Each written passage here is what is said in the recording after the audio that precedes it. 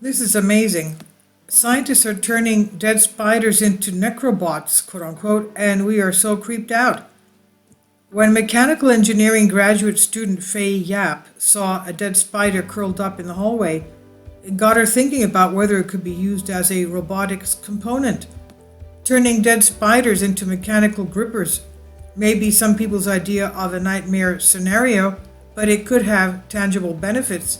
Spider legs can grip large, delicate, and irregularly shaped objects firmly and softly without breaking them.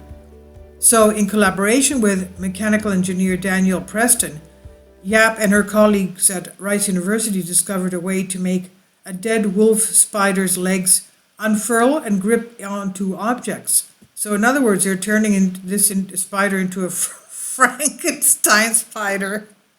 Anyway, they call this new type of robotics necrobotics. Weirdly, look, it's like a zombie spider. Weirdly, spider legs don't have muscles for extension, but instead move their legs via hydraulic pressure. They have what's called a prosoma chamber or cephalothorax, which contracts, sending inner body fluid into their legs, making them extend. So the team inserted a needle into the spider's prosoma chamber and created a seal around the tip of the needle with a glob of superglue. Squeezing a tiny puff of air through the syringe was enough to activate the spider's legs, achieving a full range of motion in less than 1 second.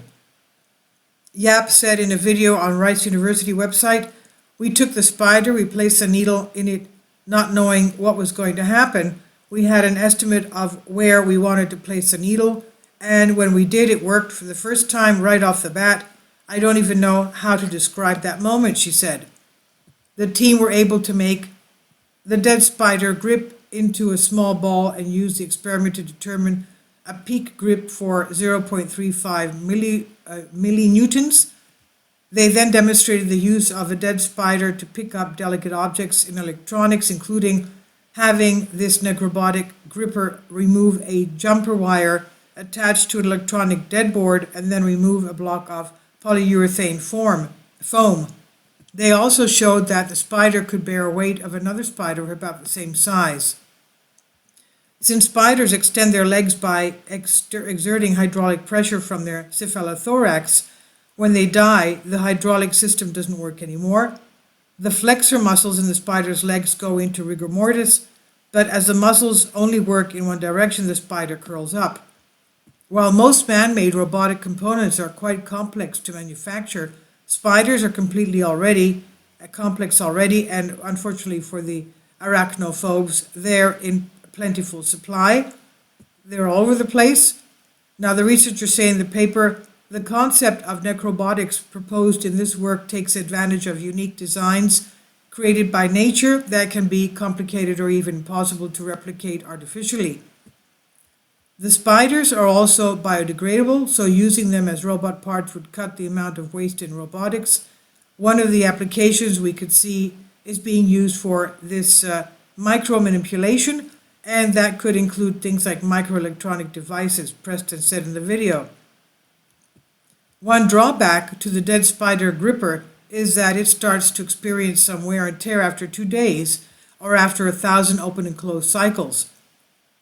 Preston said, "We think that's related to issues with dehydration of the joints. We think we can overcome that by applying polymeric coatings." The researchers examined with coating the wolf spiders in beeswax.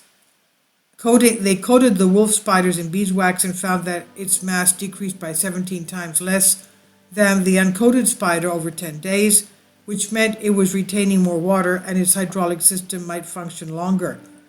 This was published in Advanced Science, and it's by Felicity Nelson on Science Alert. Please leave your comments. Thank you for your support.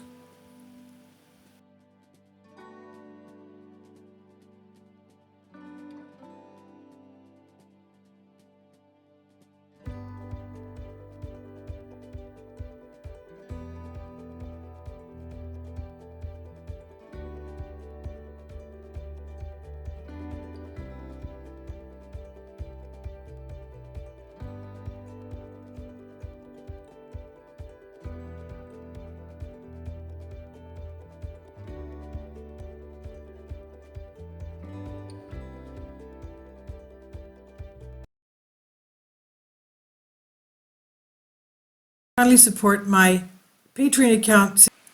The daily posts are 5 videos daily, and they are totally different from what I have on my YouTube channel. Thank you so much for your support and that you find all my content so interesting. You'll find the Patreon account details in the description box below.